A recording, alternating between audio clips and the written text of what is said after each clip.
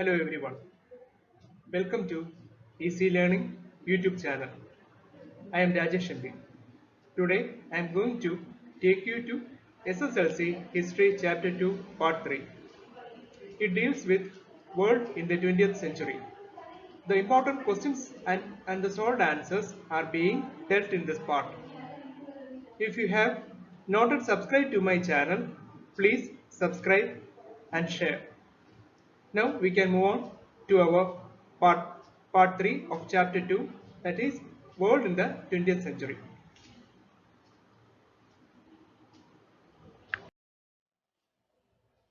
Explain the circumstances that led to the formation of UNO and its objectives. Although the League of Nations was established following the First World War, it failed to maintain world peace. After the Second World War, efforts were taken to set up an organization for preserving global peace.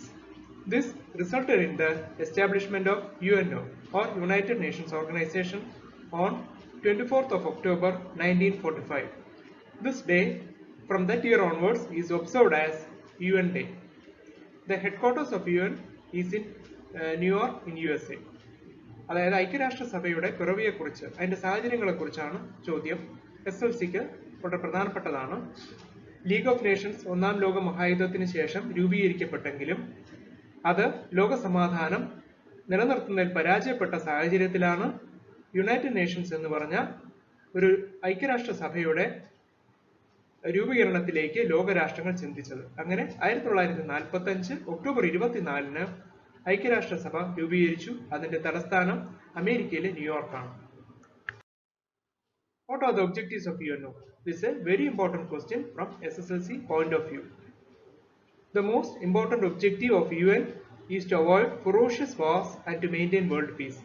യുദ്ധങ്ങൾ ഒഴിവാക്കി സമാധാനം, ലോക സമാധാനം നിലനിർത്തുക എന്നുള്ളതാണ് ഏറ്റവും പ്രധാനപ്പെട്ട objective അല്ലെങ്കിൽ ലക്ഷ്യം. Another objective is to protect international treaties and law. അന്താരാഷ്ട്ര നിയമങ്ങളെയും കരാറുകളെയും മാനിക്കുക അല്ലെങ്കിൽ സംരക്ഷിക്കുക എന്നുള്ളതാണ് അടുത്ത പ്രധാനപ്പെട്ട ലക്ഷ്യം. The next important objective is to foster social and economic development of countries. ലോകരാഷ്ട്രങ്ങളുടെ സാമൂഹികവും സാമ്പത്തികവുമായ വികസനത്തിന് വേണ്ടിയിട്ടുള്ള നടപടികൾ കൈക്കൊള്ളുക. ഇതും ഐക്യരാഷ്ട്രസഭയുടെ പ്രധാനപ്പെട്ട ഒബ്ജക്റ്റീവാണ്. ഐക്യരാഷ്ട്രസഭയുടെ UN flag and UN emblem അത് രണ്ടുമാണ് ഈ സ്ലൈഡിൽ കാണിച്ചിരിക്കുന്നത്. Please go through it. Evaluate the circumstances that led to the Cold War. ശീതസമരത്തിലേക്ക് നയിച്ച സാഹചര്യങ്ങളെക്കുറിച്ചാണ് നമ്മൾ ഈ സ്ലൈഡിൽ പഠിക്കുന്നത്. After the end of the Second World War, USA and USSR became the only superpowers of the world. രണ്ടാം ലോക മഹായുദ്ധത്തിന് ശേഷം അമേരിക്കയും അല്ലെങ്കിൽ യുണൈറ്റഡ് സ്റ്റേറ്റ്സ് ഓഫ് അമേരിക്കയും സോവിയറ്റ് യൂണിയനുമാണ് ലോകത്തിലെ മഹാശക്തികളായി മാറിയത്. Even though they formed anti-fascist alliance during the Second World War, they parted from each other after the war. ഒന്നാം ലോക മഹായുദ്ധത്തിൽ അമേരിക്കയും സോവിയറ്റ് യൂണിയനും തോളോട് ചേർന്ന് സഖ്യകക്ഷികളിൽ അംഗമായി പൊരുതിയെങ്കിലും രണ്ടാം ലോക മഹായുദ്ധത്തിന് ശേഷം അവർ ഭിന്ന ചേരികളിലേക്ക് മാറുന്നതാണ് ചരിത്രം കാണുന്നത്. USA formed a new alliance of capitalist countries while the USSR led socialist countries.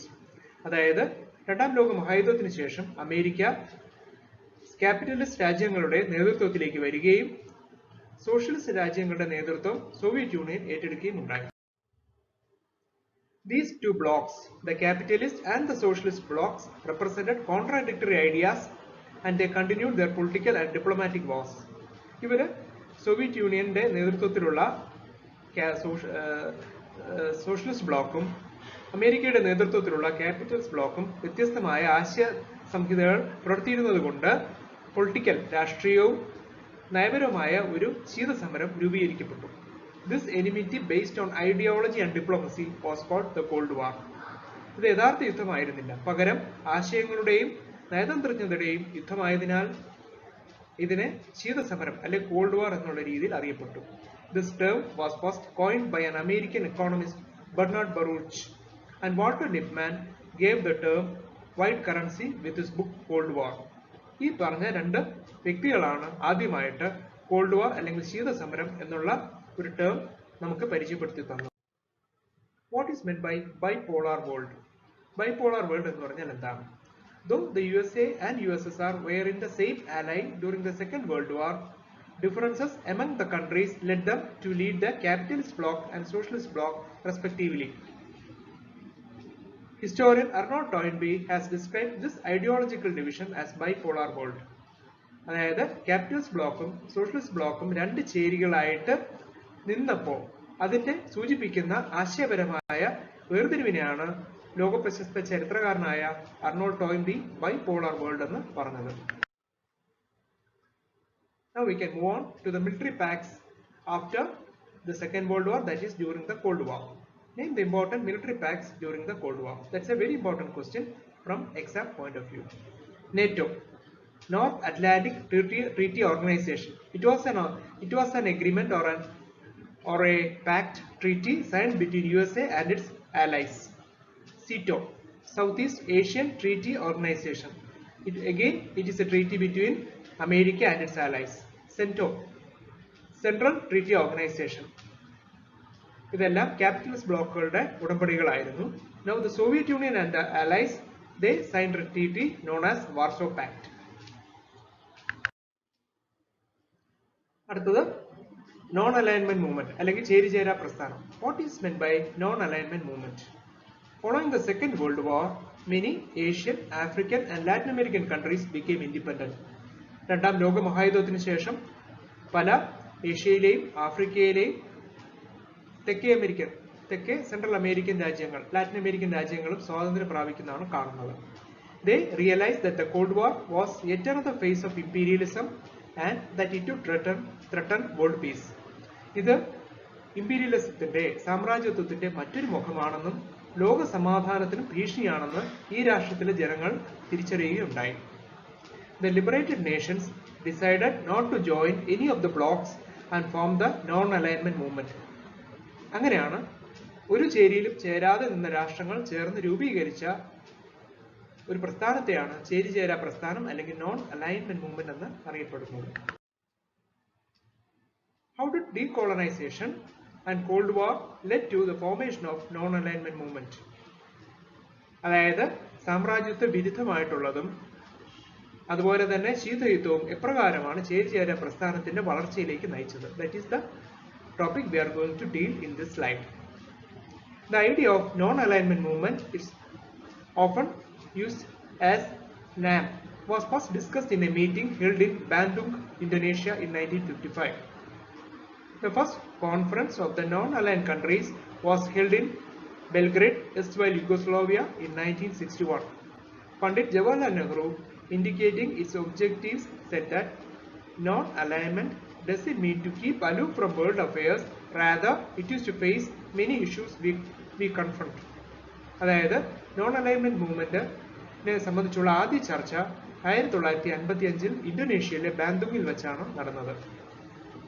എന്നാൽ ഈ ചേരിചേരാ പ്രസ്ഥാനത്തിൽ അംഗങ്ങളായ രാജ്യങ്ങളുടെ ആദ്യ സമ്മേളനം, കോൺഫറൻസ്, അത് ബെൽഗ്രേഡിൽ, യൂഗോസ്ലാവിയയിലെ ബെൽഗ്രേഡിൽ വെച്ച് 1961 കൂടുകയുണ്ടായി. ഇന്ത്യയുടെ ആദ്യ പ്രധാനമന്ത്രിയായ പണ്ഡിറ്റ് ജി ഇതിന്റെ ഉദ്ദേശ ലക്ഷ്യങ്ങളെ കുറിച്ച് ഇങ്ങനെ പറഞ്ഞിരുന്നു. എന്താണ്? Non alignment doesn't mean to keep aloof from world affairs. ലോകത്തിന്റെ നീറുന്ന പ്രശ്നങ്ങളിൽ നിന്ന് അകന്നു നിൽക്കുക എന്നുള്ളതല്ല ലക്ഷ്യം.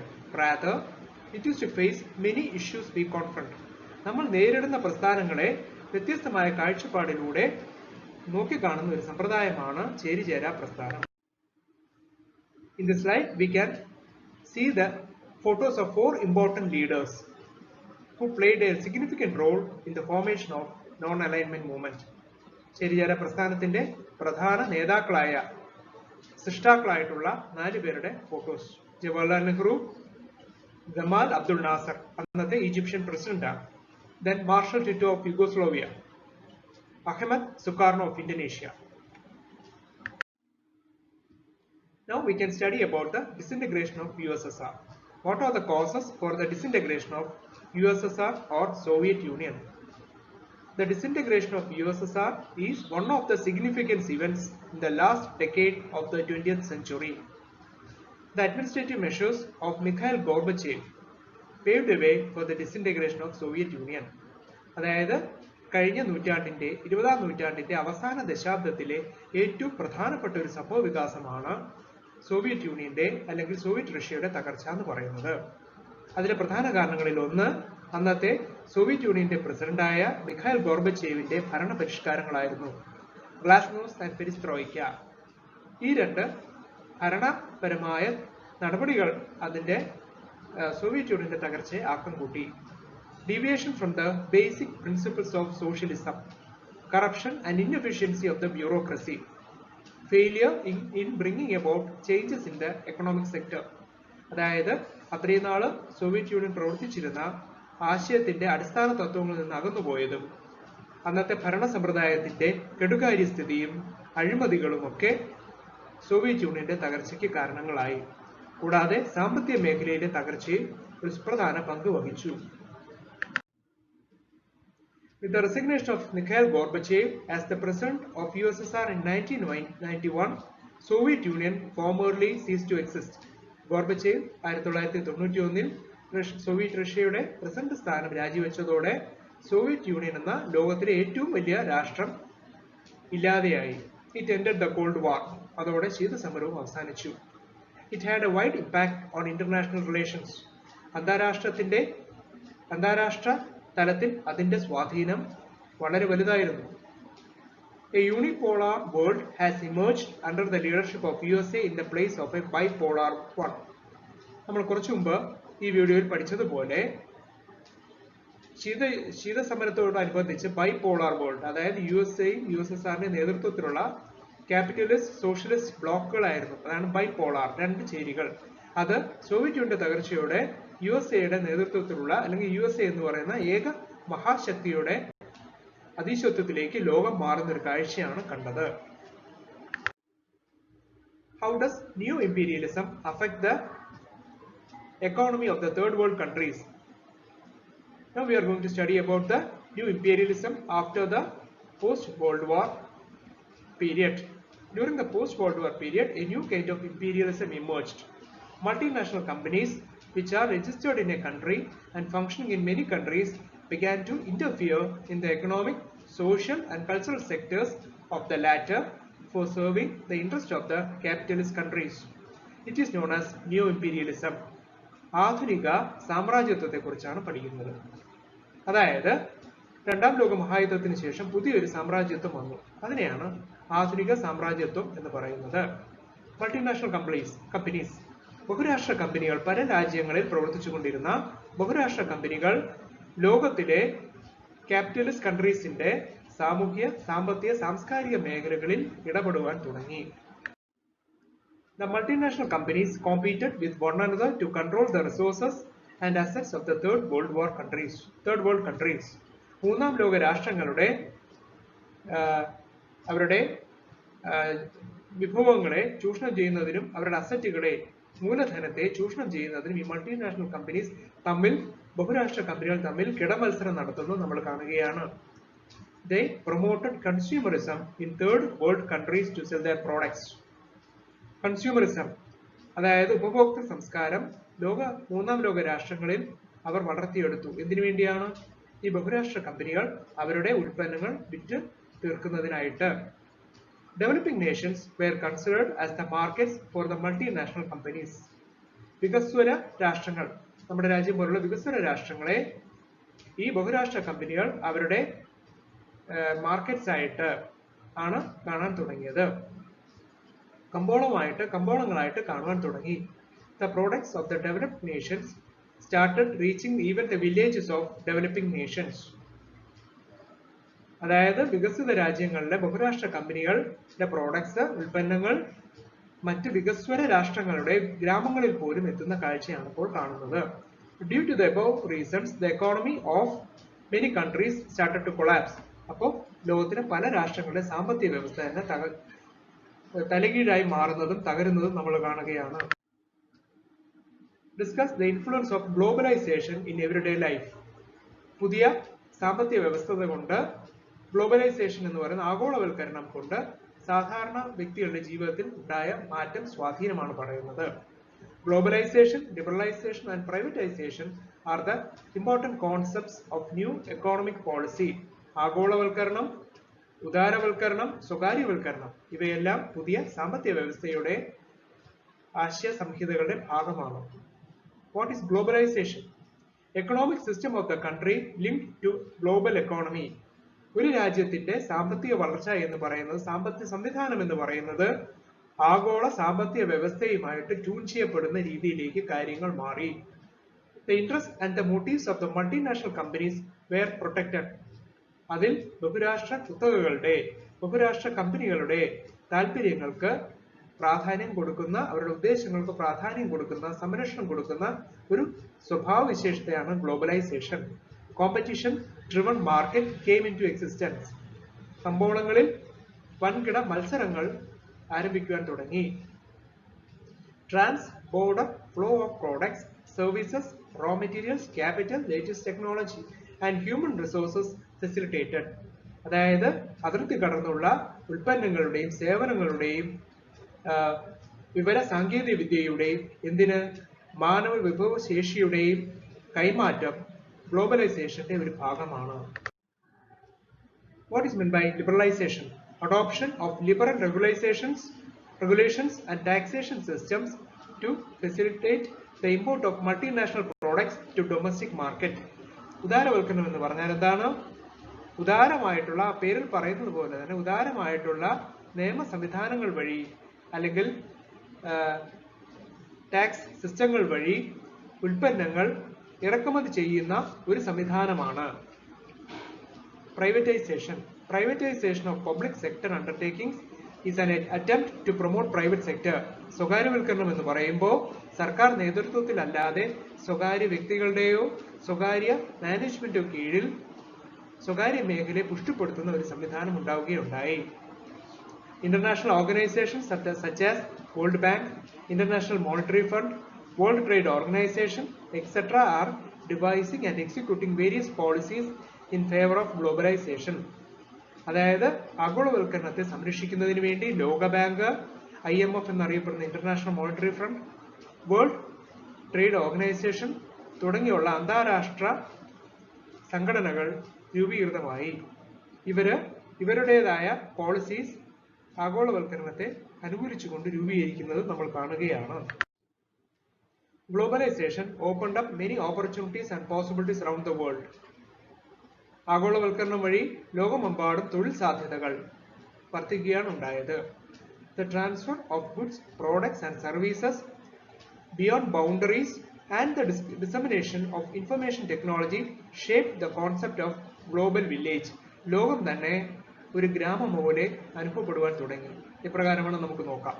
ട്രാൻസ്ഫർ ഓഫ് ഗുഡ്സ്, അതായത് ഉൽപ്പന്നങ്ങളുടെ കയറ്റുമതി അല്ലെങ്കിൽ ഇറക്കുമതി, അതുപോലെ തന്നെ സേവനങ്ങളും ഒക്കെ തന്നെ രാജ്യാന്തര അതിർത്തികൾ ഭേദിച്ചുകൊണ്ട് ലോകത്തിന്റെ എല്ലാ രാജ്യങ്ങളിലേക്കും കടന്നു കയറുന്ന ഒരു സംവിധാനമാണ്. അതിനെയാണ് ആഗോള ഗ്രാമ സ്വഭാവം എന്ന് പറയുന്നത്, ഗ്ലോബൽ വില്ലേജ് എന്ന് പറയുന്നത്. ഏറ്റവും അധികം ശ്രദ്ധേയമായത് ഇൻഫർമേഷൻ ടെക്നോളജി എന്ന് പറഞ്ഞ IT മേഖലയിലാണ്. What are the challenges posed by the new economic policy? Positive ആയിട്ടുള്ള ചില കാര്യങ്ങൾ നമ്മൾ പറഞ്ഞു. അതിനോടൊപ്പം തന്നെ ചില ചലഞ്ചസ്, പുതിയ സാമ്പത്തിക വ്യവസ്ഥ ചില വെല്ലുവിളികളും ഉയർത്തിയിട്ടുണ്ട്. We can study about it. Globalization posed some challenges to the developing countries. വികസ്വര രാഷ്ട്രങ്ങൾക്ക് ചില വെല്ലുവിളികൾ ആഗോളവൽക്കരണ നിമിത്തം ഉണ്ടായി. 6 എണ്ണമുണ്ട്, നമുക്കത് പഠിക്കാം. The first one is the intervention of multinational companies challenged the concept of nation state. അതായത് ബഹുരാഷ്ട്ര കമ്പനികളുടെ ഇടപെടൽ കാരണം ഓരോ രാജ്യം സ്വതന്ത്രമായിട്ട് നിൽക്കുന്നതിനെ, അതിന്റെ സ്വതന്ത്രത്തോടെ ഒറ്റയ്ക്കുള്ള നിലനിൽപ്പിനെ ബാധിക്കുന്ന വിധത്തിൽ ഉള്ള അനുഭവങ്ങൾ, ഇടപെടലുകൾ ബഹുരാഷ്ട്ര കമ്പനികൾ മുഖാന്തരം ഉണ്ടായി. It led to the destruction of indigenous culture.